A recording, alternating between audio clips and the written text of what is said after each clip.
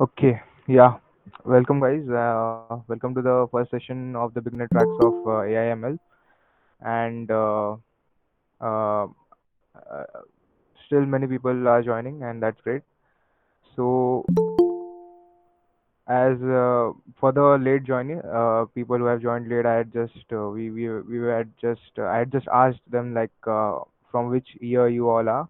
Like you can year and the college which you are joining for this session, like which year, like, and how well you will be rating yourself in Python from 0 to 5. So you can type, you can mention all those things in chat, and we'll be seeing that.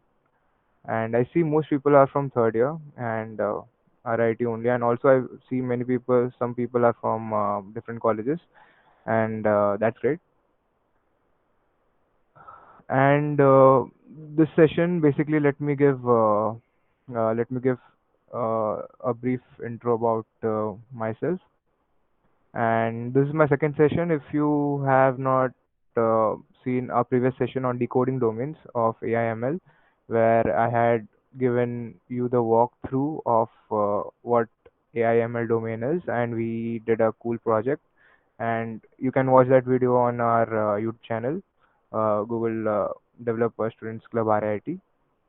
Uh, so this is me. My name is Rishabh Das, and I've been in this domain from 1.5 years, and I'm a lead MLE at Omdena, and my main interest lies around computer vision, machine learning, and AI ops. So you can follow me. You can see some of my works at Rishabh Dash Hub, and you can follow me on LinkedIn also at Rishabh Das.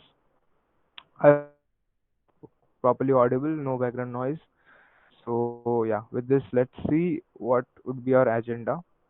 So we would be today. It will be a short session where we would be learning about some of the Python basics for those who are completely new to this. And You would be wondering, like, one question you would be having, why Python? So that also was one question which people usually have. They usually get confused between R and Python, like what should be chosen to start with. So I would suggest why Python, why I am considering Python. There are plenty of reasons, and you can see that because Python, if you see in the AIML community, it's one of the most used language that is being contributed by people. Now we can also see some of the emerging languages like Julia, which is being considered as the successor of Python in like some 5 to 10 years from now. Yes, Savita, the session has just started. We have even not like gone through the code. We are just going through the agenda, so you're not late. Uh, so yeah, so Python has been a great like contribution in to the AIML community, and also kind of it's considered. We will be going through the Python, like what is Python and all. It's considered as a high level language. You don't need to code much. And some people usually ask like what programming language I should start with. So if you are in first year, and you don't have any idea about programming, you have never done, just start with some low level languages like C and C++, because that's better. That would help you to build build a better logic, and then you can come to Python, and that's how everybody does. Don't directly jump to Python. Python, and another thing is why Python is more popular, because you would be seeing some libraries, the most used like PyTorch, TensorFlow, which are some of the libraries uh, you will see in the machine learning and artificial intelligence domain. PyTorch developed by Facebook and TensorFlow developed by Google. So those are quite handy with Python. They have a full support, and also Python, if you face any error, you can just Google it, and yeah, you'll be getting the solution from Stack Overflow, obviously. So yeah, so today's agenda is Python basics, exception handling, OOPS concept, which is very important. Why? Because when you'd be doing your implementing on your projects, you'd be obviously using your OOPS concept to you have to use a OOPS concept, and sometimes it's also important when you're writing some algorithms. You need all these concepts, and then we will be doing some basic discussions on what's your thought on, and you can also ask some questions to get some guidance on this domain and to clear everything. And although yeah, I am also learning, I won't be able to some questions also I won't be able to answer. Then we would be seeing it like how you could answer and what all you want in the further sessions. We'll be discussing that. So these are some of the links. I'll be sharing this PPT later in the WhatsApp group, also in the Discord. These will be the links to the notebooks that you would be having. And if you want, I can also share it now, one by one, with while I'm going. Uh, and yeah, where after the session where all you can ask doubts, you can ask doubts either on Discord server. I'll be available on GDSC Discord server. The link will be there in the chat, and you can just ping me at Rishabh, or you can also ask me in the Spooky Planter GDSC RIT WhatsApp group, where you can ask me any topic related questions, domain related questions. Yeah. So I hope that's it with the slide. Yeah. So let's move to the first segment of our code.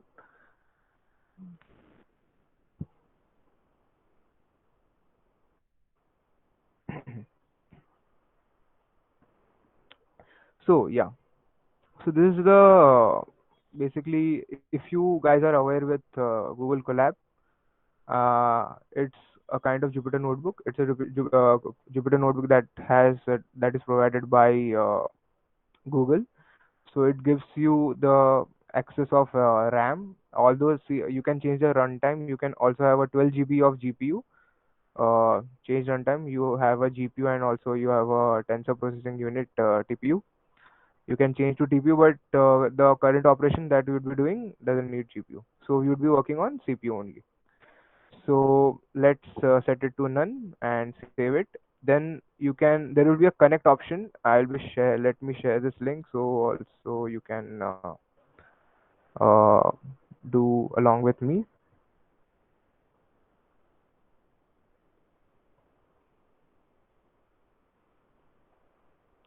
Yeah, the link is in the chat, and you guys can also go through.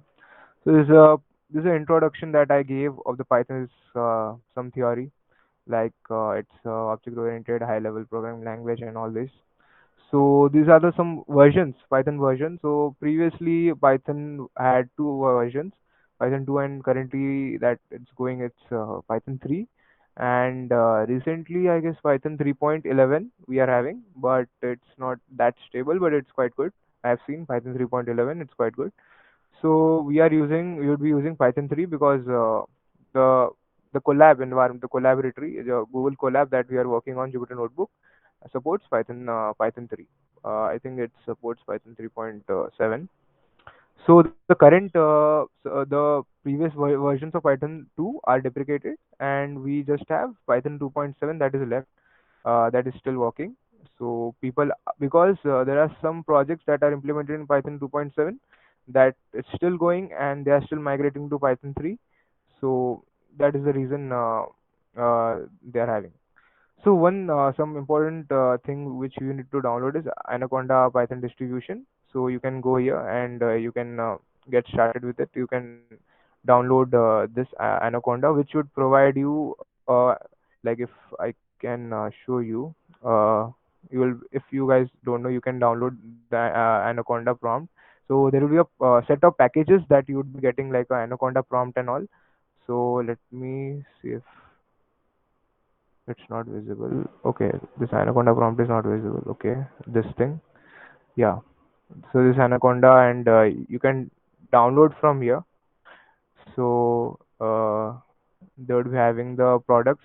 You can go with the open source distribution and download it. It's free, and by this you can get a total package of because it's like the command prompt you're having, but let me show you how it actually looks.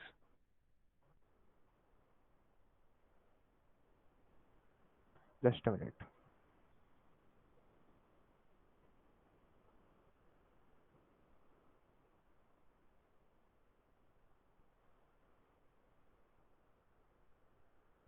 Yeah.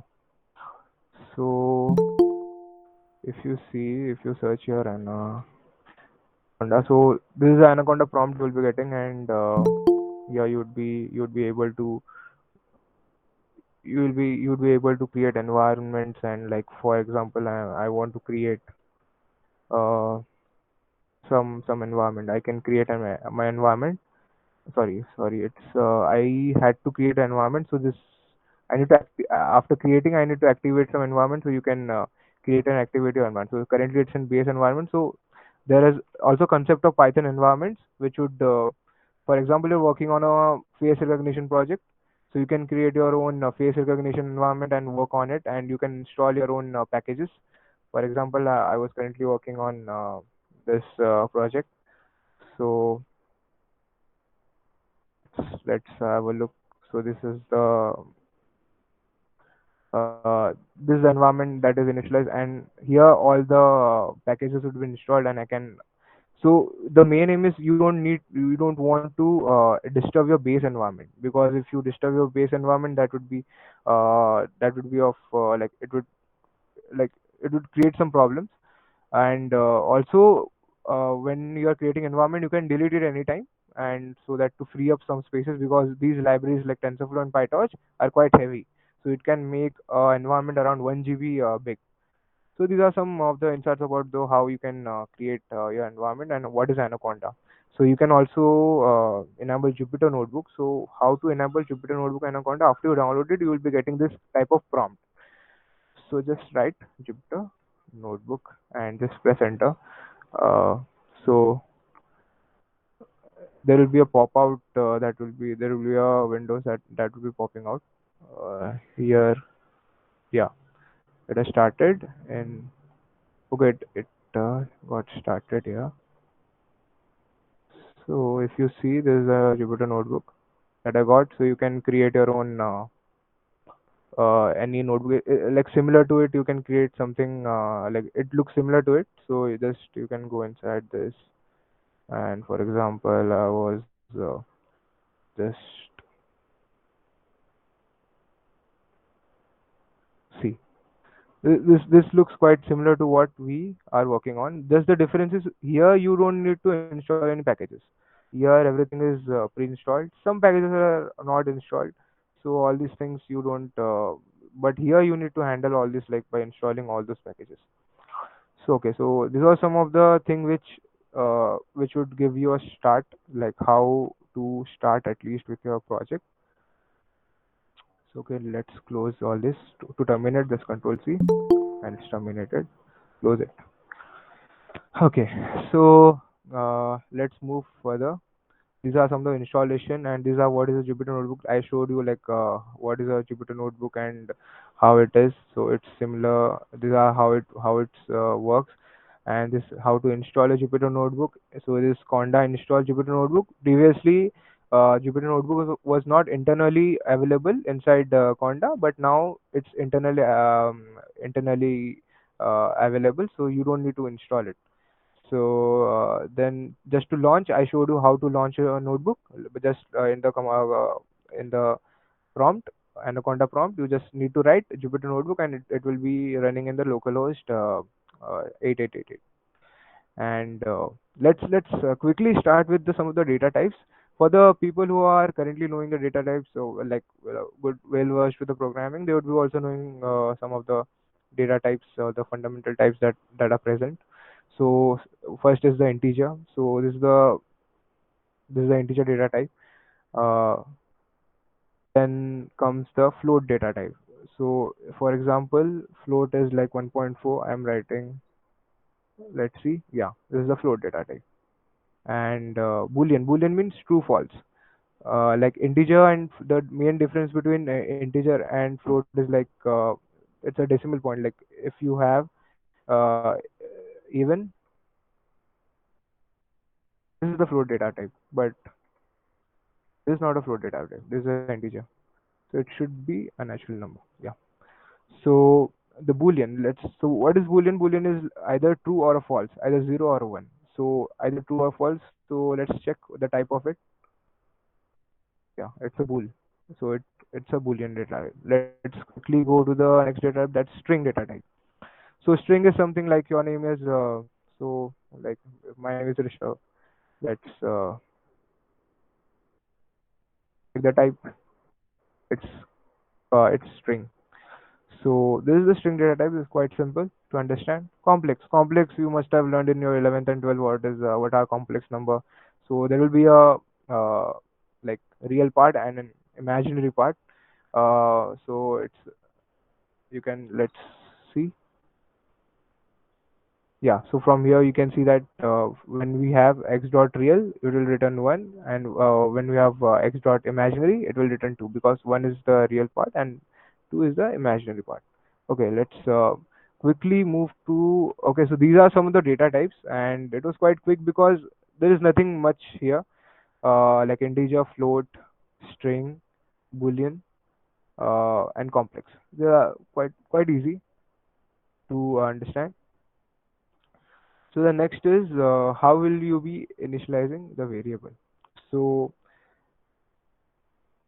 in Python, the initialization of variable is quite here. You don't need to initialize the data type like in C and C++. You had uh, you need to first initialize like what is the data type. Like for example, in 10th, I'm just writing 10, and when I have the type of it, it's giving me int. So the, that's the next part which I will be coming on. That's the dynamic typing. So it's like you just initialize it to a variable that is 10th, and you can just print it.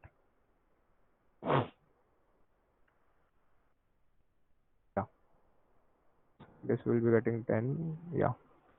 So in Python, while the values that a variable points to has a type, the variable itself has a no strict type in its definition. You can reuse the same variable to a point to an object or of a different type also. So let's see what are we are talking about. So for example, 10 you have initialized 10, and it's what is the type? The type is integer here. But again, you can initialize 10 to a string and see. We initialize string. So there is no hard and fast, and like I told you that you don't need to initialize or specify an data type for it. For like int 10 is equal to 10 like you used to do in C and C++. So it's quite easy and it's quite straightforward. So let's see what's this. Yeah. So this one concept, like you can't like I told, you can't just add two thing like strong typing, because these two are of different data types. And for example, in string you can't add string plus an integer. Let's see if it gives an error. Yeah, type error, because type error can only concatenate string to string, but not string to integer. So that's the error it's showing. So for example, let's convert it to string. So let's do the typecasting. So we have converted to one to a string, and yeah, that's it. We have the output because now we are adding two strings, and it's possible in Python. So that's what it was giving an error previously, that you can't add string. You can just add string to string.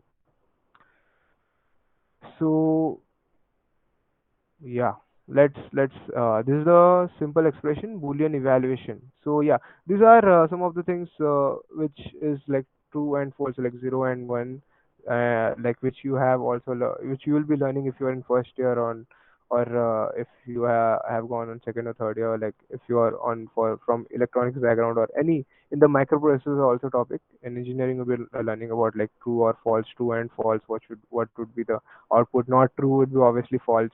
Not false would be obviously true. So these are some of the things which are sometimes used in the projects, which you need to see. This is one of the example. A is A. It's true. Yeah. So let's see branching, if else, and some of the branching techniques. So let's see I is equal to 1. If I is less than 3, print less than 3. If I is less than 2, print this thing. And if I is less than 5, then these are some of the conditions that we have been given, and the value of I is 1. So let's see what I will print. What the output would be. Okay.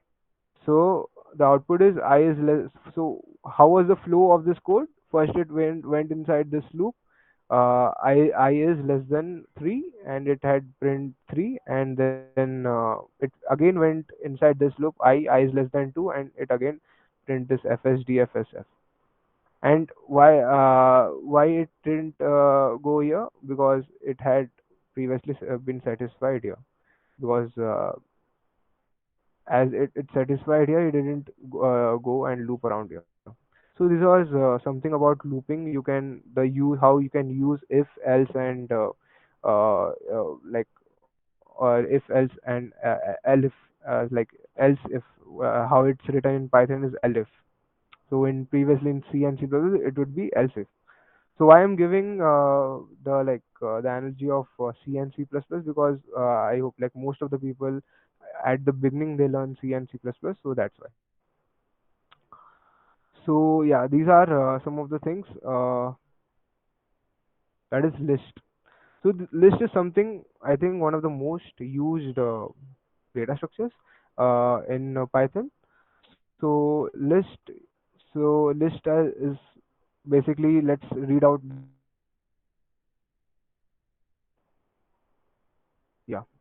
A list represent an ordered mutable type of the object. You can mix and match any type of the object in a list, add to it, and remove from it. The list is very flexible in Python, and that's why it's very much used also, because you can anytime you can add.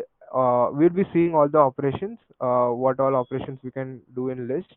You can create an empty list and add. You can have multiple data types in a list. It's also mutable. So that's why list is most preferred. And to initialize a list, you can like to or typecast a particular thing to a list. You can use list function with no arguments. Yeah. So this one empty list is the same list. So I have initialized and printed the list. So there are two lists that I have defined, and see, these are having different data types. Like this is string, this is integer, and this is float. So list can have multiple data types.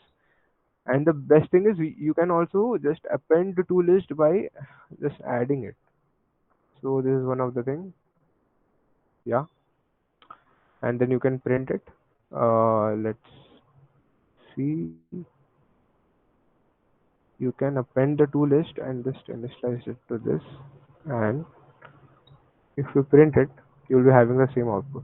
So this is a variable which we learned, like how to initialize to a variable. So yeah, how to convert a string to to a list. This is one of the question you can have in interview, and very basic. So you in Python you just need to have a list. Have you use a list function, and inside that you need to pass the string. So it's quite easy and not like previously if you have done in C and C++, you need to like loop around and then again do that. So all these things won't be there here. So see, everything is in form of list.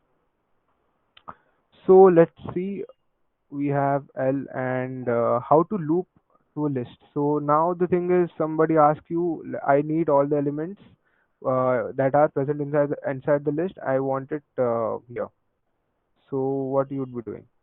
So you can have a for loop for if for let's have a basic thing for I in L and I. See, you're having all the elements from the list, and see the main thing you would be seeing that it's ordered like it's coming in order manner. How it's arranged inside the list, you are getting everything in that way. It's getting printed out here.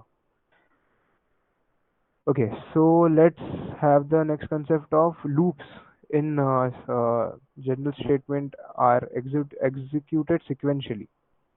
So let's see what are loops. I guess yeah, we went through the loops previously. Like okay, we didn't go through the looping here. So for example, you are having a list of number, and this is the empty string that you have created, that is sum. And now you need to add all these things. Okay, so all these are strings and you need to add all these things, iterate over the list. So what will you be doing? How what should be the output expected? Let's see. See, these all are concatenated.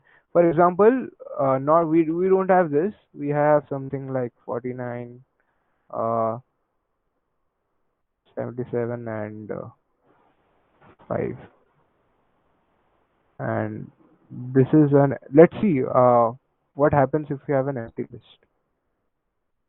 We will have an error because you can't the same error that you saw, that you can't add because that's a list, that's a empty string, and you are adding an number to an empty string, which is not possible.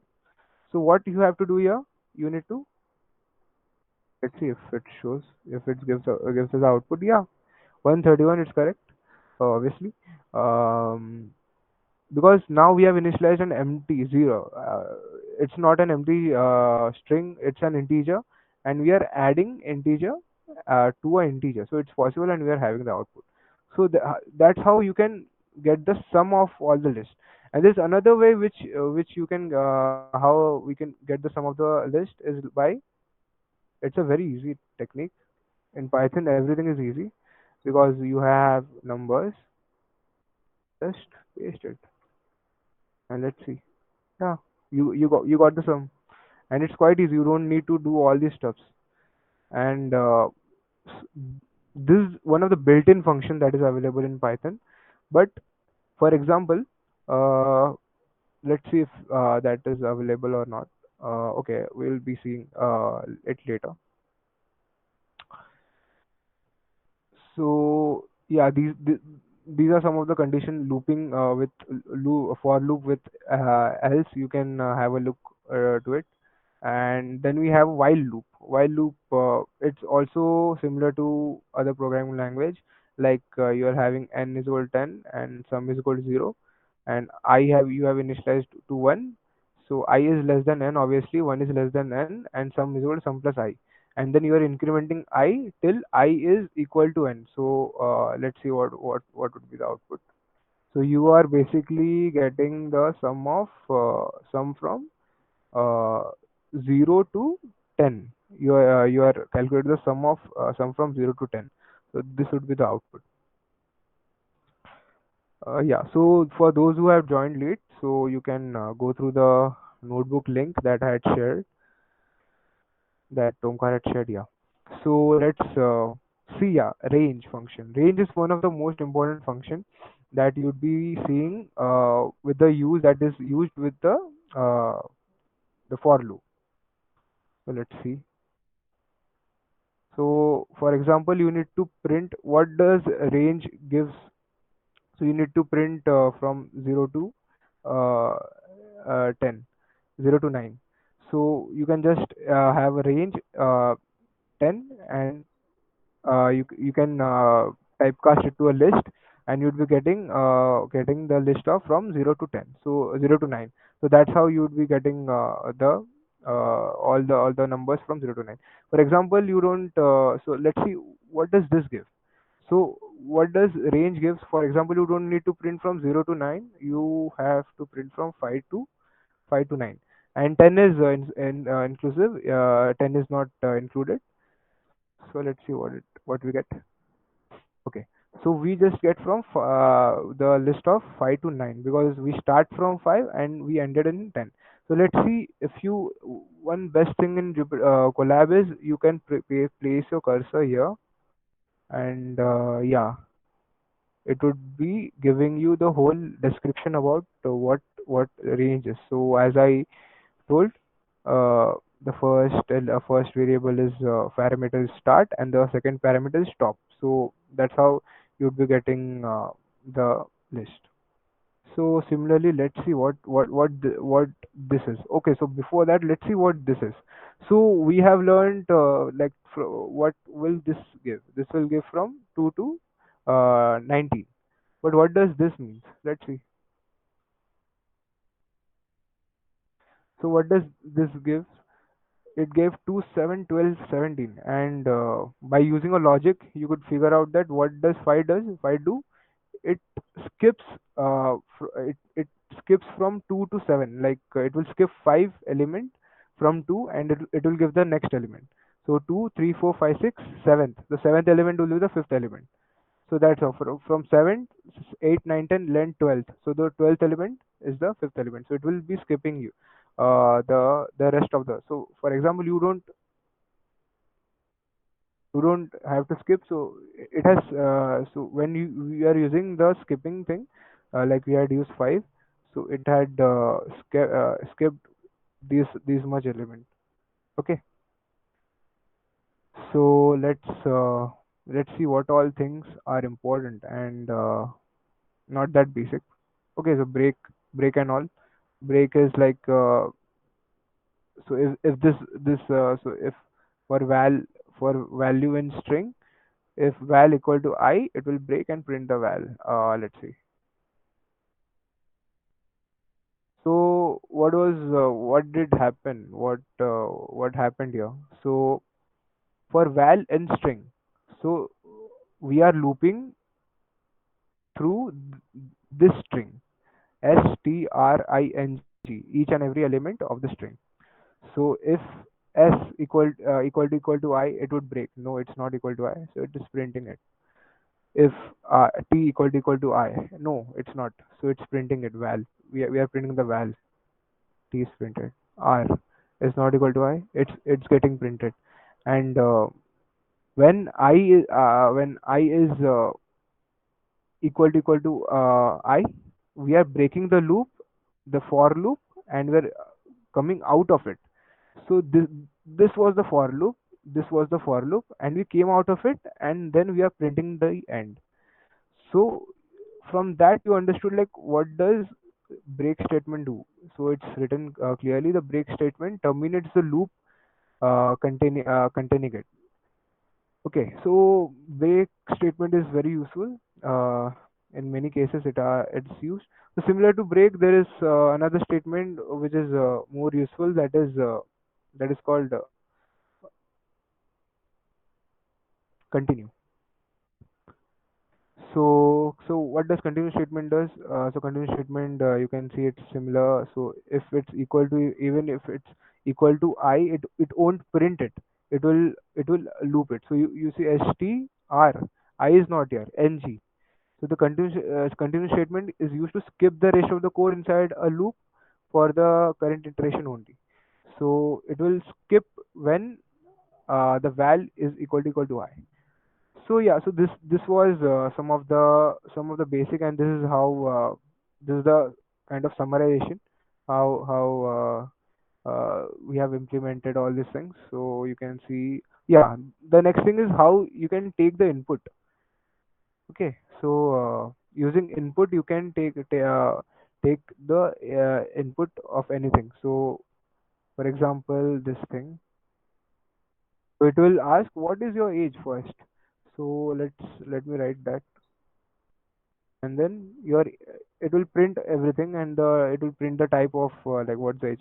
And yeah, the default data type of input is always string. So if you have seen, you'd be seeing that I had given the input as 21, but then also it's giving me the type as string. So you'd be seeing like, okay, the input was an integer, but it gave me the an string as an the data type as string.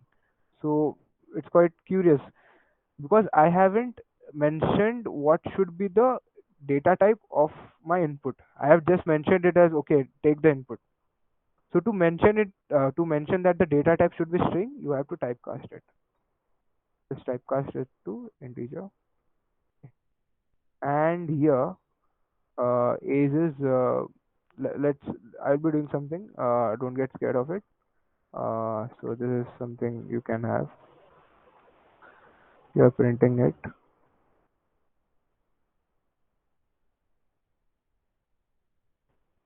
Yeah, we have casted the input here, and you would be getting. Let's see what we would be getting.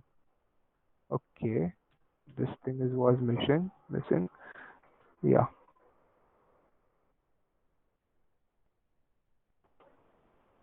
what's the age he's asking again? Yeah, see, your age is 21 and the type is integer. So we have casted the integer. For example, we can also cast it to let's see. Let's give it. Let's cast it to float. It asking me for see now. So it will be taking the input, then it will be casting it to float. So after it had casted it to float, the input won't be string. So it's different from it. So it will be 21.0. So it's a float. So that's how you can cast your input. For example, you need to take your input like how I had taken the name. So you can take any input and print it. Also, yeah, that's how you can take your input. And so these are some of the basics, and this is not it. We are having much more.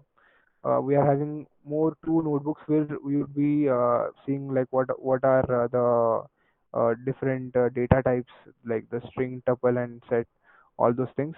Let me bring it here. So till then, if you are having any questions for in like for this notebook, you can ask till then. Yeah.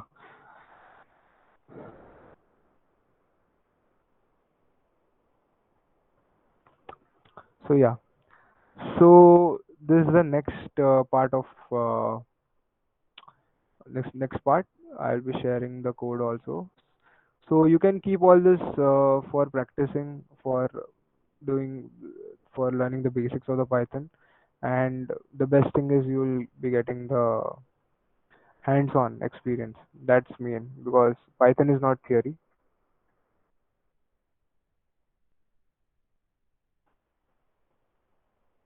Yeah.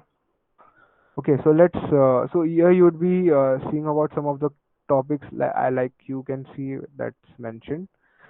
That is tuple, set, dictionary, functions, lambda, iterators, generators, map, and filters.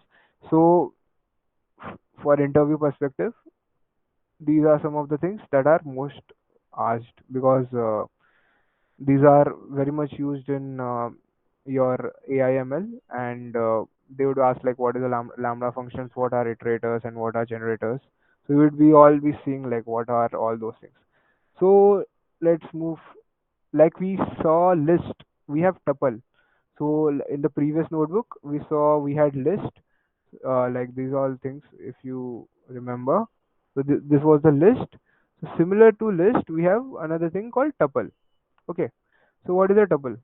So so you can read the like in a they are similar to the list, but they are immutable. Either they cannot be changed. So there was one property in the list. If I think I missed out. So for example, okay, I think we'll be also seeing it here also. Okay. So uh, so how you can create a tuple? You can have the curve brackets, and just you can insert values in it.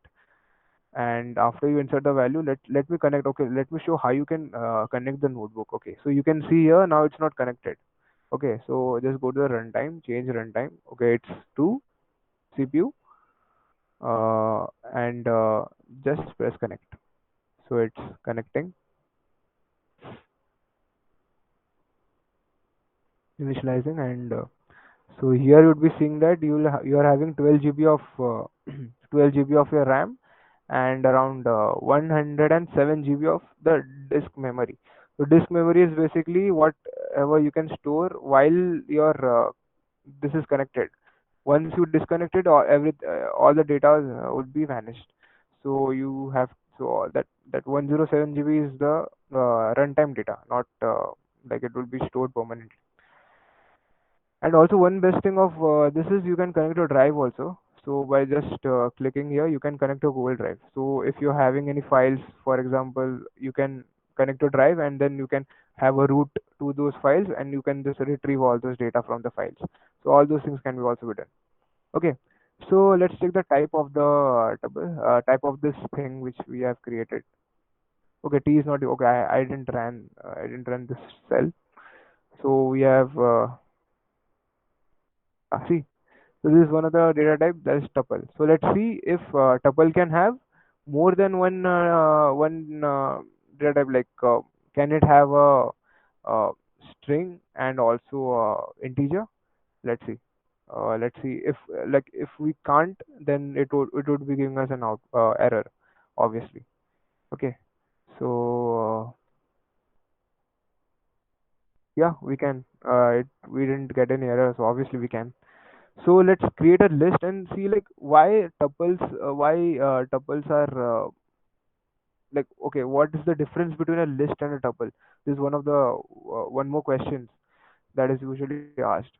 So you can see that tuple has some of the properties of list, but it has very less property compared to list. So we would be seeing further. For example, this list we had defined. Okay, L had SDF and SF, and list also has something called sort. So you can sort all this. For example, you had a number here for 17 0, and then you are sorting it and you're printing it. See, everything is sorted in an ascending order. So to sort.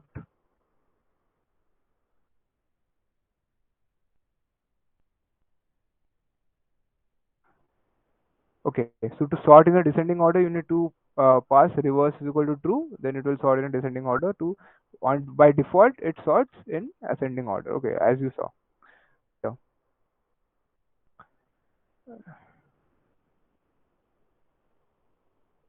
Yeah.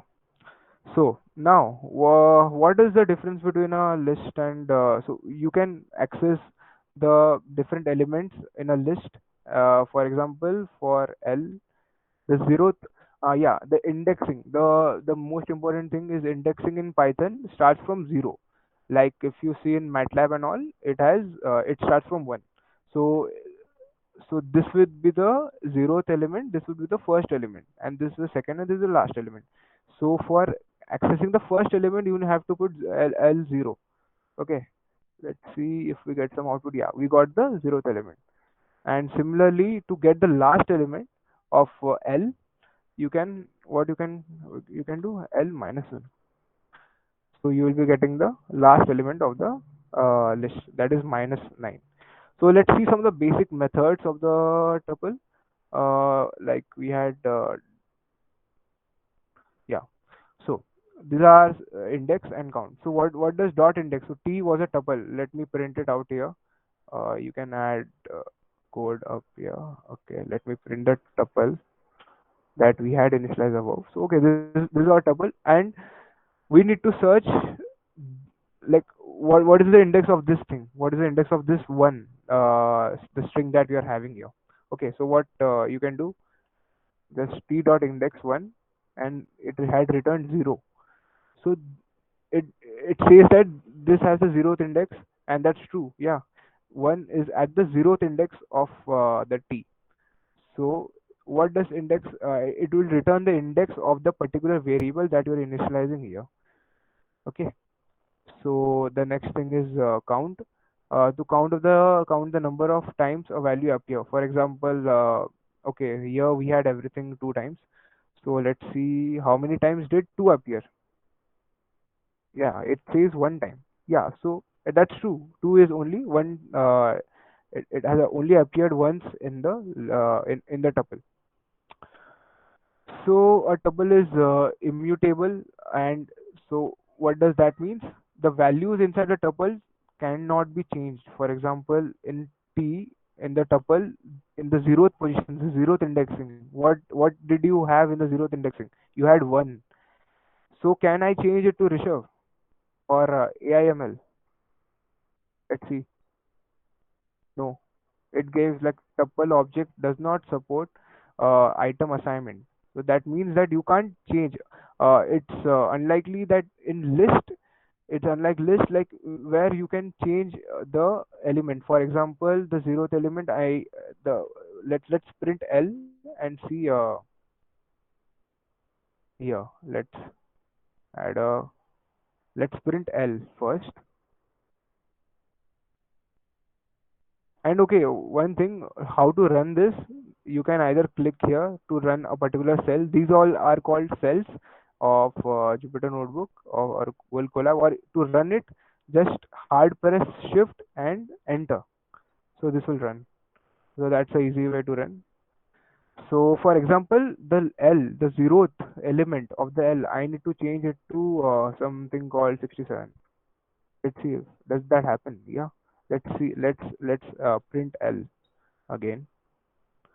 Let's add a cell here and print L.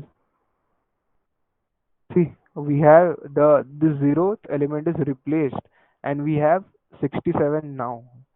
So that's the difference between a list and a that's what means immutable means. So you can change element at a particular index in list, but you cannot do that in tuple. So that's something a tuple lacks.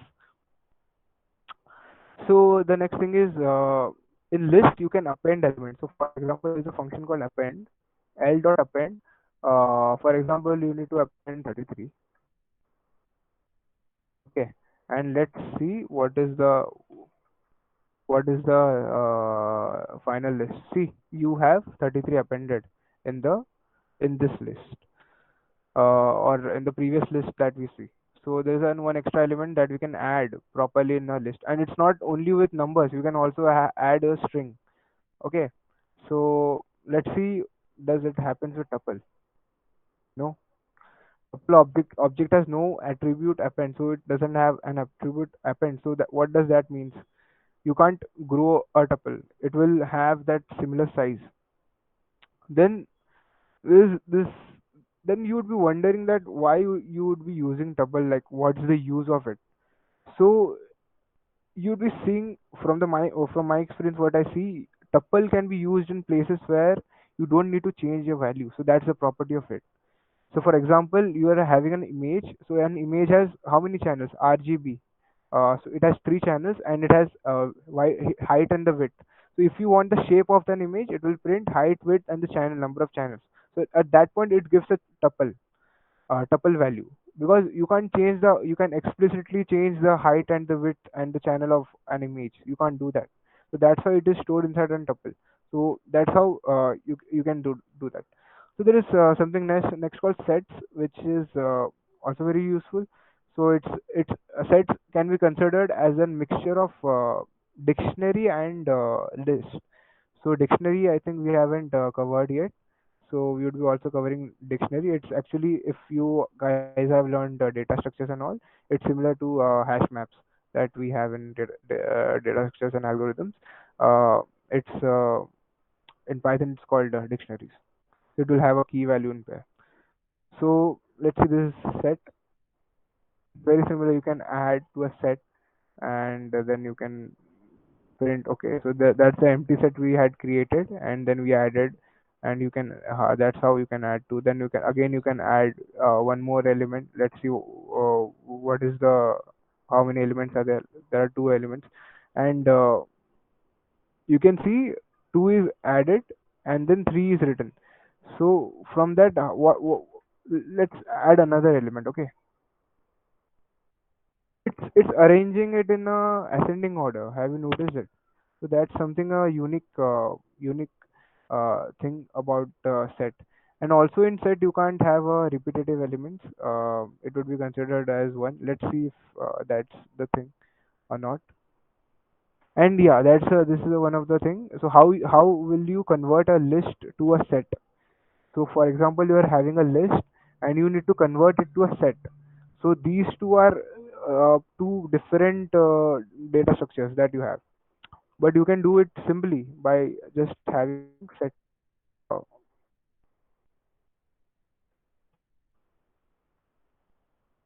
yeah, just doing this, and you can convert it to this is converted to set. Let's see the type of L now. Like what is the type of L? Yeah, okay, okay, it's list. So you had converted to list because it won't be showing you the type as set. It would be still showing you the type as list because you have just converted it to a set, and you can use it by just placing set. And you can, I think you can, if you assign a variable s1 or something, and then print the type. Yeah, see, it will convert the list to a set. This is one more questions that are that is asked in interview, like how to convert a list to a set. You can say like it's quite easy. So okay, like let's come to the next thing, that is dictionary. Yeah, so dictionary, you can say it's one of the most used, like one, like after list, one of the most used data structures in Python. So how these are some of the theories you can read about dictionary and all. Let's see how you can, what are the elements that you have in a dictionary. That is mean, so you have a key and a value. Okay, so mapping are so there are two elements basically in dictionary, that is a key and a value. And when you are mapping, so dictionary can be also used to map something. For example, like you are having a long like a data, and you are having some small data like this, then you can map along with the key. So you can match, like how is there any key that is matching to true, or is there any key that is matching to key one. Let's convert it to key one. Okay, key one is already there. Key one, it's already there. So let's keep it true only. Okay, now let's move forward, like the construction of the dictionary. Okay, so this is so okay. One thing you must have observed: we had two key ones, but only one is printed. So that is one of the unique property of dictionary. That dictionary doesn't allow repetitive elements. It will only allow unique elements. Okay, and you can also call the value of a particular key. For example, you need to access the value that is present with the key 2. How will you be getting that?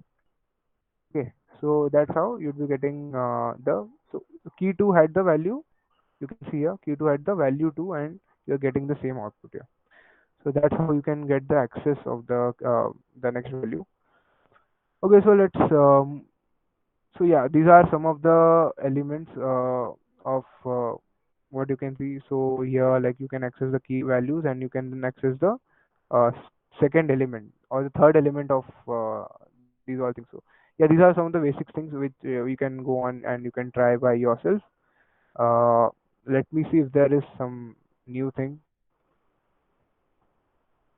Yeah, so this is the concept of nested dictionaries and a few other dictionary methods. I've shared the notebook, you can try by yourself. Yeah, these are the dictionary method. For example, you're having a dictionary called D, and you need to access all the keys of the dictionaries. Okay, so how you can do, let's, so this see, just by using a key function, you can, a key method, you can return all the keys of a particular dictionary D. Okay, but if you want to access the first thing, then you can use it by this. So, like how you can access the keys, similarly, you can see like how you can access the values. Okay, so let's see if we can get all the values here. See, this is the 1, 2, 3. So these are all the values which you can get. And when you print it an item, d dot item will return the tuple of all the items. Okay. So these things will be these things will be kept inside a tuple, and it will return all the items of an dictionary. So the next thing is dictionary comprehension, and this is the way. So previous notebook you saw how we can write a for loop and all. So this is a way which you can shorten it. You can write a for loop in a single line.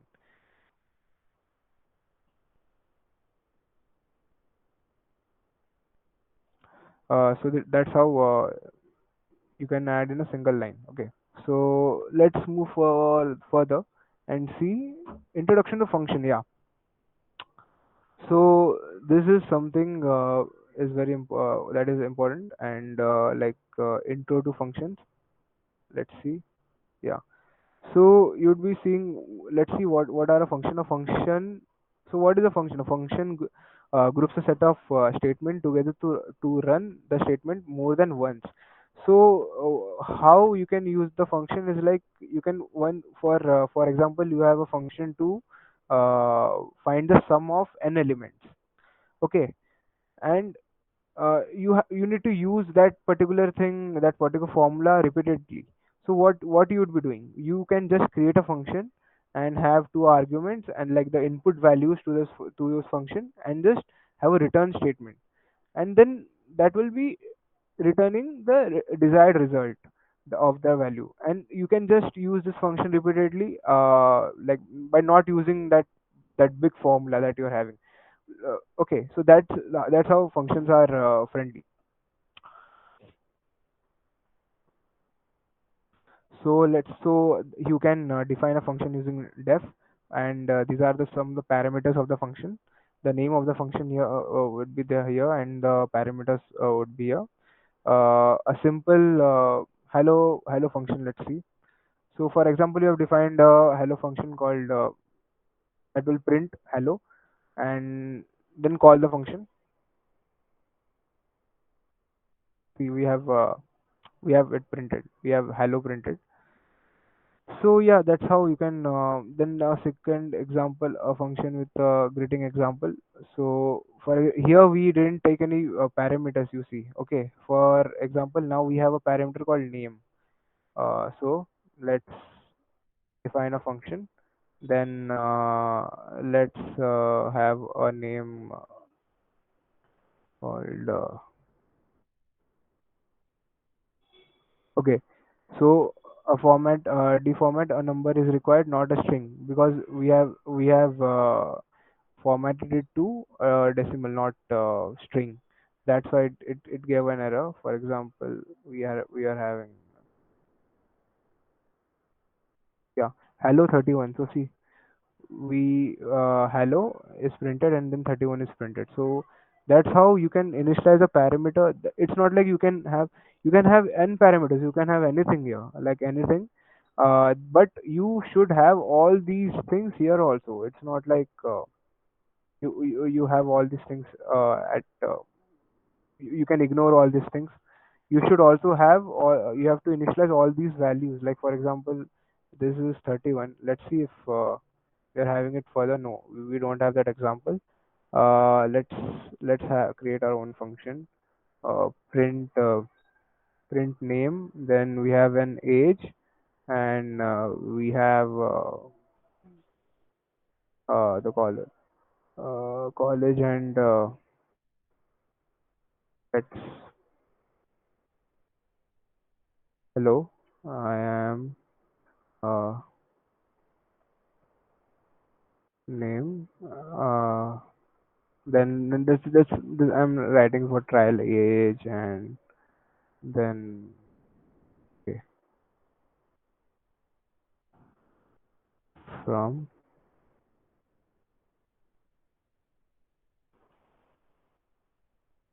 college.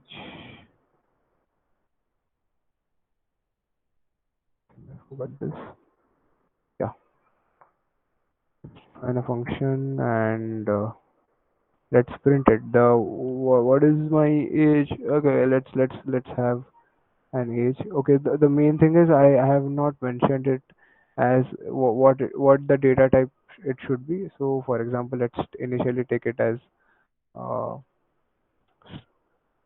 my age. Okay, then first is an okay. Let's have this example. Okay, uh, RAIT from page is so for example my age was here, but I'm assigning my age here. So let's see if it okay, age is here and then my name is here. So let's see what it gives the output. See, hello, I'm 31 Rishabh from RIT. So that's what, like, it's very positional. You need to assign Rishabh here and 31 here, so that's how it will return the output. Okay. So for example, if I didn't have, I just had 31 here. Yeah.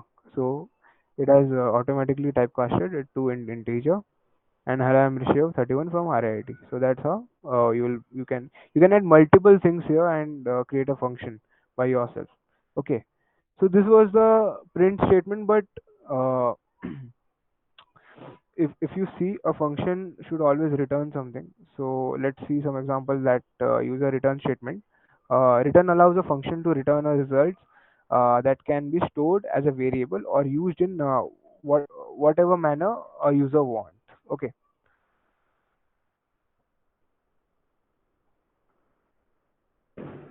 So this is a function to add two numbers. Okay. So I'm returning num1 plus num2. Okay. So then I'm defining this function. Let's see what would be the output. The output is 9. Okay. Uh, so that's correct because it's returning me a variable called 9.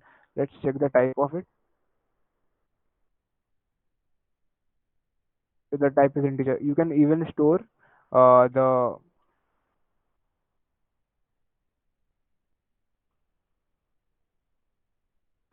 output in a variable called output. Let's store it and then yeah, as sorry, the invalid syntax, add extra. Yeah. So similarly, you can store a result in a variable and then print it. So you would be getting the print the result and you would be getting 9. So what happens if we input two strings? Okay. Uh, so we saw this previously that we can't add a string and an integer. So that's what it show. We can only concatenate a string to a string, not an integer. Okay, so this is also something about some of the functions and something about the functions. Let's move to an important part called iterators. Okay, iterators. So till then, if you have any doubt, you can ask. Otherwise, I think we can do that in at the end. Okay. So let's see. Let's read all these. Uh, So in this section, we'll be running the difference between an iterator and a generator in Python, and also how to construct your own generators with yield statement. So you can see how you can construct an iterator. Iterator is basically you can have a you can so this is something called a generator. You have formed a generator. An iterator, if I have the example below, using iter function you can create, yeah, using iter function you can create an iterator. Just remember that for now. Otherwise the theory you can read like what does a generator means and what does an iterator means. So let's see. So let's see first with the generator function for the cube of the number. Okay, so you need to find the cube of the number. So we have initialize the function. Then let's give it the input n is equal to 10, and for every from 0 to 9 you will be getting the cube of all these, like the inputs that you would be giving for all the numbers. So see, we got the cube of 0 as 0, 1 as 1, 2 as 8, that's correct, and 3 as 27, that's correct. So let's print it. Let's print. So if you check the let's let's check the type of gen cube. See, it's the generator. So that's how. But just by changing it to yield, you can convert a function to a generator. Let's see if this happens. I just changed yield to return, and let's see what happens.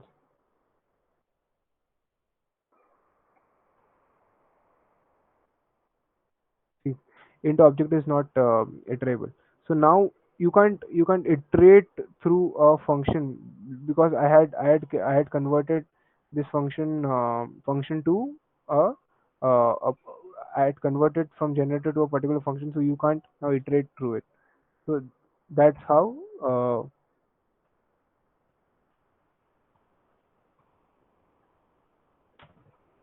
sorry.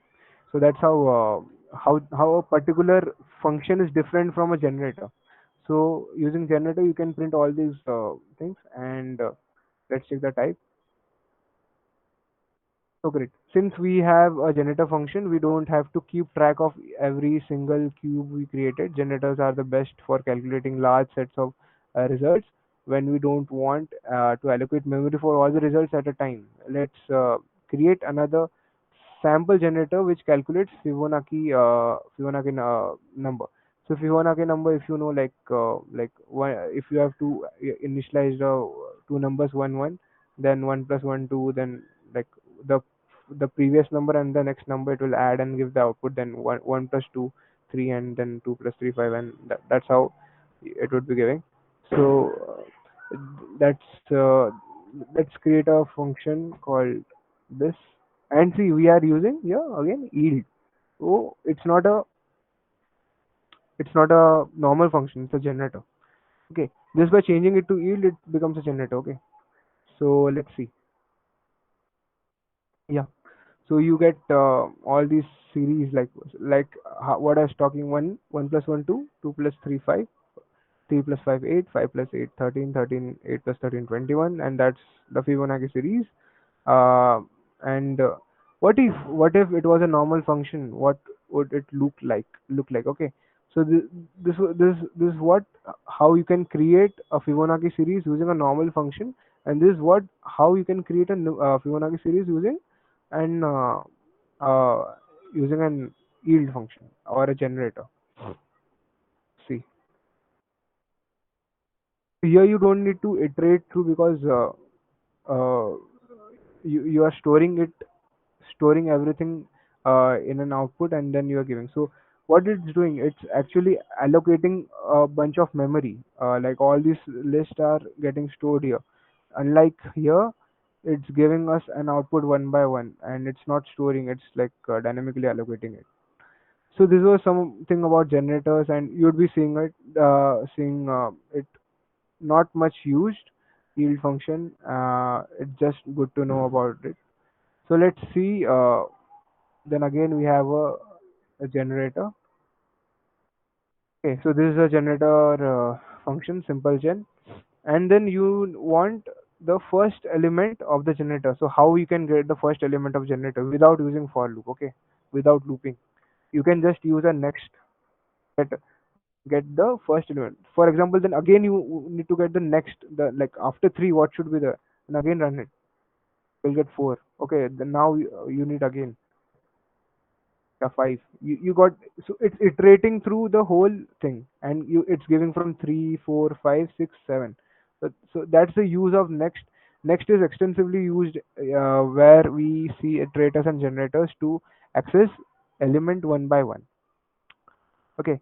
So okay, after getting, so we have, where we are. We are at five, six. Okay. Let's see. See, now we got an error too, and it says that stop iteration. Why? Because we don't have uh, like after that we just have numbers from three to six. So that's what it's doing. Uh, So that's how next is working.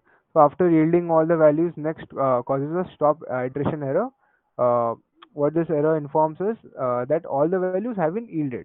You must be wondering that why don't we get this error while using a for loop? the for loop function automatically catches this error and stops calling next. So that's how for loop is different from the next. So that's what it's written, that why didn't we, when we are using a for loop, why didn't we get an error there? Why did we get an error while using generator or using the next function? Okay, so let's move through and let's go ahead and see the use of iterables. So what are iterables? So a string is an iterable, and like what are iterable? Iterables are basically something which can from which you can iterate through. So you saw that, for example, let's see s, that's a string, and you can iterate through a string and access each and every element of a string. So that's let's see, yeah. So you got HELLO, and that's each and every element of a string, and it's getting printed out. But that doesn't mean that the string itself is an iterator. We can check that with next function. Okay, let's see if a string is an iterator.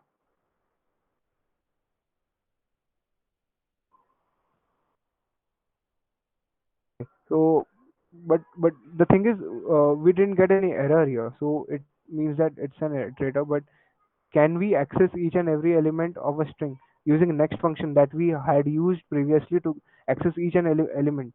Let's see. Yeah, we got the first string, that is h, using the next. Yeah, see. So that's how you can get. So that's how it proves that a string is an iterable. Okay. So similarly, it will happen with, if you try with the list and a tuple. You'll similarly get all these results. You can try by yourself. So next thing which you'd be seeing is the map and the reduce thing, and I think that this should be the last thing which you'd be doing, and because it has already been an hour, more than it. So I think for today, for this session, we'll be covering up till this only. So let's see the map function. Uh, a map is a function that takes two arguments, a function and a sequence iterable. In the form map function, the sequence. The first argument is the name of the function, and the second a sequence. So map applies the function to all the elements of the sequence. It returns a new list with the element changed by the function. Okay, let's see what all things are, like we I had just, let's see what's it. So this is a function, as we learned, it's returning like we just it's getting taking an input as the temperature, and it's returning at converting it into a Fahrenheit. Okay, temperature, and this is a function that is converted it to Celsius. So this is the temperature that I've defined. It's previously in Celsius only, and I need to convert it to Fahrenheit. Let's see how can I do that using map function. Okay. So from the definition that I read, that it first takes a function, and that then takes a what, iterable. Okay. So as a suggested string list, these are iterables. Okay. So I have given input as temperature, that is an iterable. Well, let's see what is the output. Fahrenheit. Okay, I think I didn't run this. Oh, see, we have converted all the Celsius to Fahrenheit, and if you think, you don't believe that it's converted, let's convert it back. Okay, see, we got again all these values. You can match it: 0, 22.5, 40, and 100. So that's how you can use a map function. And there is some function, one function that I mentioned, that is called a lambda function. Okay. So what is a lambda function? Lambda function is to create an instance instantly if you need to create a function. For example, this is a function that adds increments an element by one. For example, f temp you are having, okay, and each of the element inside the f temp, that is like now f temp is 33, 30, 72, 104, and 212. You need all the elements to be incremented by one element. So how you can do using how you can do, either you can loop through it and add. each element one by one and then again append to a list, do all those things. Otherwise, you can use lambda function by just defining a variable x, and that variable x would be incremented by 1. This means that, okay, see,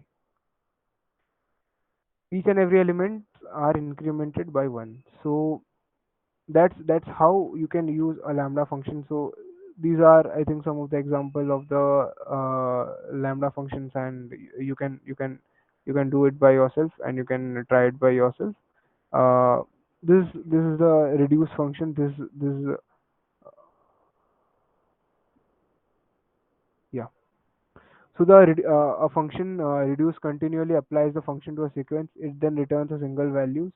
So it is similar to, it's actually uh, opposite of what map does. Map maps all the element, and reduce actually uh, reduces all the elements to different parts. Okay. So at first, let's see, an example is given. If sequence s1, s2, s3, and sn, calling reduce function, and a sequence works like this. At first, the first two elements of the sequence will be applied to a function. So s1 and s2 will be applied. The list on which reduce works looks like this. Okay. Function s1, s2, then first these two would be applied. So what it does, what it's saying is, for example, you are having a sequence s1, s2, and s3, and a function. Okay, okay, and then function. So it will first apply s1, s2 to this function, and it will leave all rest of the element. And the next step, the function will be applied on the previous results of the and the third element of the list. Um, like, okay, so now the function would be applied on the previous result and the third element of the list. So what was the previous result? The previous result was a function of s1 and s2, and what is the third result? The third result is s3. So that's how it will be applied. So that's what it is shown here. So how a reduce works. So first it will be getting applied to this two, and this will be the result. And now this result and this will be applied, and there will be one output. And then now this will be applied with this, and we'll be getting arrow. It's quite, it's a like graphical based thing. And this concept is basically, if you will be learning all these things in database, we have a mapper and a reducer function. So these all things are actually, I have not seen getting much used. Map and reduce, map is used, but reduce I haven't seen getting it much used anywhere. Okay. So next comes the filter function. The filter function offers a convenient way to filter out all the elements of an iterables, for which the function returns true. Okay. So let's see how it works. Okay, so for example, you have defined a function called even check. So what this function will do? This function will check if if a number that the input is given, if it's even or not. Okay, let's define this function. So what will this have? It will first filter function do. It will first take a function and then take a iterable. An iterable is a list. List is an iterable, and it will what will it return? Let's see what will it return. It will return all the even elements from the list. So that's what filter function does. It takes the function and it filters out according what the function. For example, you must have mentioned you have mentioned like, for element that is not divisible by 2. Okay, so that's how in Python you say like, if element divisible, it's not even basically. Okay, let's change it to not even.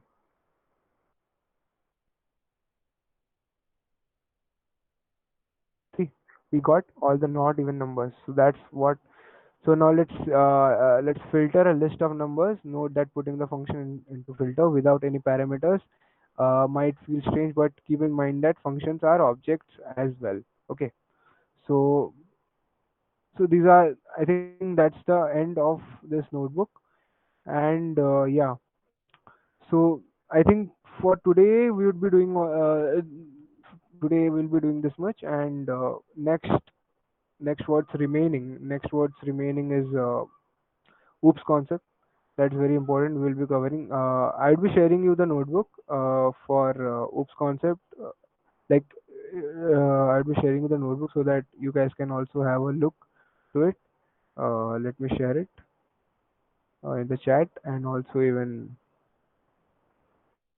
the WhatsApp group. And till then, guys, if you have any questions, you guys can ask me, or any queries regarding to this domain, you can ask me, and we can then conclude with the session.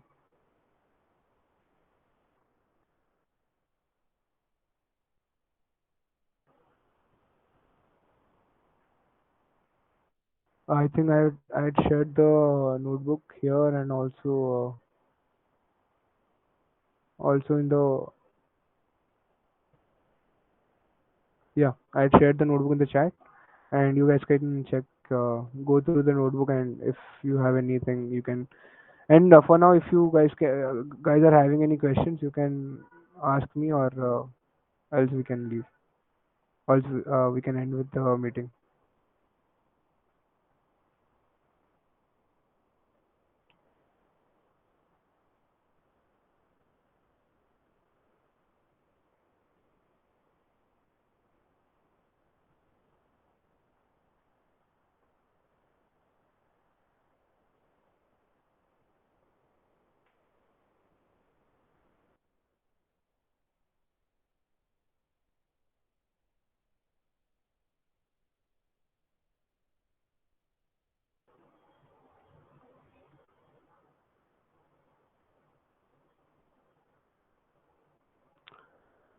Okay, so it seems there is no questions, so we can end with this meeting. Thank you guys for attending this, and I hope it was quite useful. So yeah, you can join. This will be last session of this. Then we will be having a break. Then we'll be again concluding. Like we'll be again continuing it in December. Uh, yeah, thank you guys. Bye bye.